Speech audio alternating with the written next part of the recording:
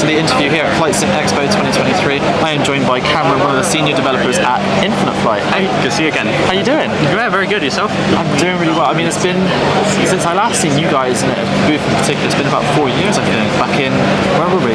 So I think the last one we probably did was in Orlando in 2019, and we were in Vegas as well for the first FS Expo then. So it's been my first FS Expo since Vegas as well, so really great to be back here. Yeah, I mean the vibe, everything, being in the museum, very different. Oh, it's absolutely amazing. I think they've outdone themselves in terms of the museum. Absolutely. I mean, like, just to see all the airplanes and stuff, it's just... Seeing the planes and just the number of exhibitors this year as well is absolutely insane. Obviously Microsoft, I think, has had a big influence there, but it's nice to see how big the flight sim community is now, and just talking to people from Houston area, but also all over the US, people from New Zealand even, so it's absolutely insane.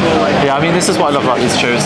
It's a very global event. I mean, I know it's North American based, but people from all over the world travel in, which is awesome. You picked up on a really good point there about Microsoft obviously coming into the fray. I don't want to make it about them, but I am very curious from kind of your perspective, from Infinite Flight, the influx of people that have probably come now into flight simulation. Have you seen any shifts in behaviour or any kind of increase in usership for Infinite Flight? So I think, yes, I think it has impacted the space quite a lot. Not necessarily in the ways people expect. I think a lot of people at first expected that it was going to obliterate everything else, like this is the new standard. But we're seeing a lot of people that are just interested in flight simulation that weren't before. Especially a lot of people get into Microsoft Flight Simulator because of the Fidelity and because of everything that was shown. It looks stunning. They've done a great job. But some people like the Fidelity. Some people like spending a lot of time setting up a flight and building your flight plan. You set stars, going on VATSIM. Other people just want to fly, and it does take quite a long time to get it set up in Microsoft Flight Sim. So we've seen a lot of casual players come towards us, and we've got a lot of people, like younger folks especially, who want to practice ATC, who end up going into flight training. So yeah, it's pretty good. The market's nice now. So what I really have always admired about Infinite Flight, and I've said this at every occasion where I've met you guys, and you've always brought the community aspect and feel to it. Even on the flight over, sorry, not for me, but for one of my colleagues, he was saying they had several people in front of him playing Infinite Flight on the flight on their way to Expo and stuff. Well, that's a new one for me. Wow, impressive. So, tell us a little bit more about kind of that community aspect and why that's so important, especially for Infinite Flight, and how people can connect. Yeah, it's a good question. So our community is something we've been building up since we added our multiplayer feature way back in 2013.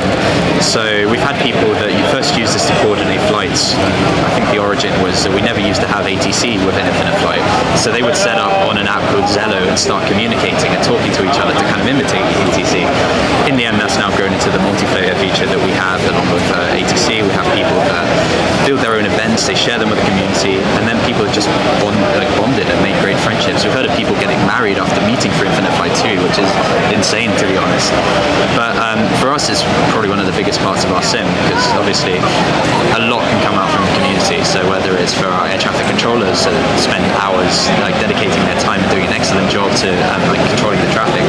We've got people doing airports as well that they just enjoy design. They may not enjoy the flying as much, but they enjoy everything around aviation, so they spend time building airports to be exactly like the real thing. So for us it's great, and I think it's always a highlight to come to a show like FS Expo, or we do some meetups sometimes as well, like spotting and stuff, and just meeting so many people and hearing their stories. It's great. I mean, like I said, the community aspect is something I've always admired, and watching you guys all kind of interact and engage with them is amazing. So I want to talk a little bit more about what's coming for Infinite Flight. You guys have been going for ages. What should people look forward to from kind of future updates for Infinite Flight? It's a good question. So we've been doing quite a lot for a number of years. One of our main thing that is always going on is content. So we build all of our own aircraft, and we have our own in-house art team. Laura, our CEO, is the mastermind behind the physics as well. So that's kind of the thing that's always going to be improving and always going to be coming out with new models. So we did a bit of a twist shoot recently and did a Challenger 350, which is our first reworked business jet in a few years. People are loving it so far because it unlocks a ton of airports, and we're kind of complementing that with our new missions and scenario feature. So the way that works is that based on the traffic and multiplayer and what's going on in the Infinite Flight world, we'll recommend airports to you that have been edited by our community as well, and then you'll be served airports being staffed by our community too. so you can always be where the action is. Discover some new routes you may not otherwise do, but also for casual players too. Like when I'm tired, I just want to fly something. I can see, okay, this is a 30-minute flight. I can do this quickly just before bed on the couch. It's all set up and ready to go. So that's our kind of main thing that we've just released, and I think we're going to keep building on. So with flight training and a few more things to really help get people into aviation too. Because as we were talking about, like with Microsoft, there's a big influx of casual players. Microsoft have done this really well in their simulator, but it still takes a long time to load. You need the peripherals, and Infinite Flight, you can just use the iPad to control it, so it's pretty easy to get started. But no, as with other sims as well, you get to a point where your technology starts to not necessarily get old, but it needs some love basically. So we're working on a graphics engine rework on our end too. So this will definitely open up the doors to like new things, better lighting, better weather, and better fidelity in general. So we can't really talk too much yet. We want to make a little bit more progress and be very sure about where we stand, but that's definitely something that we want. And what we say to our community too is that if they want it, we want it too. Like we build Infinite Flight, but we're also like the #1 fans of Infinite Flight too. So I think that's something which is very important to us as well, to make sure that we're building what we want to see in our sim. So there's some pretty big updates on the way then. A lot. And what about aircraft? Anything in the works for aircraft? Yeah. So right now we're working on the Airbus A380. So we have a model way back from 2012. So for people not familiar with Infinite Flight, we have been reworking our aircraft over the years as we added new features. So for example, like live instruments, we added wing flex and better animations, better suspensions. We need to go back and update our old aircraft, but some of them are very, very old. So this one, rebuilding from scratch, new source material. It's looking great right now. Maybe we can send you some pictures later on if you need to include them too. But this is something we're hoping to release later this year. Obviously, it's a big aircraft. We've seen many people in the flight sim community try and build it. Has it succeeded for several reasons? It's always a question to see for other people, because it's just so big, and I don't think people realise just how much work it is for the artists. But I think so far it's looking really impressive. So hopefully later this year. Well, I'm very excited to see how you get an A380 fitting on your iPad. Oh, it'll be impressive, yeah. Awesome. So loads of new features coming.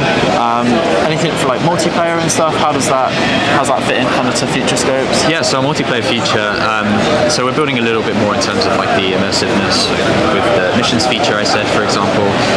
We're going to be expanding a bit more in terms of, firstly in terms of performance and housekeeping. It's important to do, and making sure, especially as we grow and we have more things that need to be sent back and forth to different users. But we want to do a bit more and really harness the mobile device. So I think we'll talk about it a bit more later on. We purposefully try and talk about things when we know we're at a stage where we can release them, past research and development. But I'd say watch the space. Amazing, cool. So the final thing I just want to ask is, obviously coming to Expo, haven't been here for a little while. Anything you're kind of keeping your eye on, or you seeing that you're like, oh, that's quite impressive? Or to be honest, I've not really had too much time to walk around yet, so I'm hoping maybe this afternoon, once this is done, it will be good. But it's interesting to see there's a few VR setups now. That's always been a theme at every FS Expo. I'd love to try it to see how it's improved in the past few years, especially with X-Plane 12 now, see how that is, and Microsoft Flight Simulator obviously. But there is a big theme of like smaller third-party developers popping up as well. There are a few names that have been in the industry for years, and it's great to always see people again, but it's also really nice to see people that are getting started in here and joining our community, so it's nice. Yeah, and a really good point on the VR, like this is the perfect opportunity to really touch feel and actually try something that maybe you didn't otherwise want to consider, and it's exactly the same for you here at Infinite Flight. You've got a wonderful stand, and you've got a great display, you've got loads of iPads set up, and everyone's like trying it out and kind of getting to grips with it, so it must be really cool for you to talk to new people all about Infinite Flight. And it's really nice to talk to people as well that have an open mind to trying new things, because especially in something like flight simulation, which is a very opinionated market historically, it's nice to see people that are open to at least seeing new concepts or seeing new ways that can make their hobby a lot more fun. So no, really enjoying this year. It's been a great show so far. Excellent. Well, I'm glad you're having a great time. I'm sure the rest of your team are as well. Yeah. Thank you so much for your time, Cameron. Thank you, Cameron. And look forward to seeing what you have in store for Infinite Flight in the future. Thank you. Chat again soon, hopefully. Cheers. Thank you.